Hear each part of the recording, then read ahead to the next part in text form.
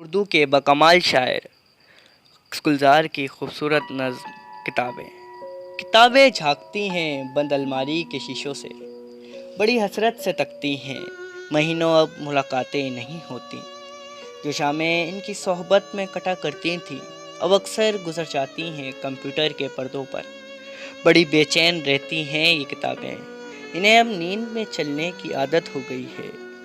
جو قدرے وہ سناتی تھیں کہ جن کے سیل کبھی مرتے نہیں تھے، وہ قدرے اب نظر نہیں آتی گھر میں۔ جو رشتے وہ سناتی تھیں وہ سارے ادھڑے ادھڑے ہیں، کوئی صفحہ پلٹتا ہے تو ایک سسکی نکلتی ہے، کئی لفظوں کے معنی گر پڑے ہیں، بنا پتوں کے سوکھے ٹنڈ لگتے ہیں وہ سب الفاظ جن پر اب کوئی معنی نہیں اگتے۔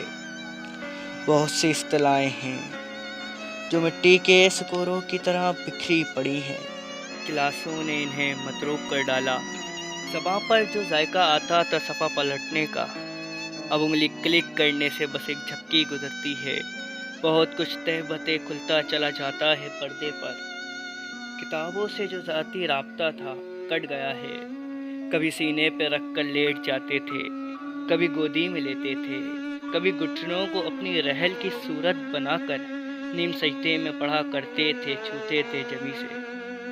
وہ سارا علم تو ملتا رہے گا آئندہ بھی، مگر وہ جو کتابوں میں ملا کرتے تھے سوکھے پھول اور مہکے ہوئے رکے، کتابیں مانگنے گرنے اٹھانے کے بہانے رشتے بنتے تھے، ان کا کیا ہوگا؟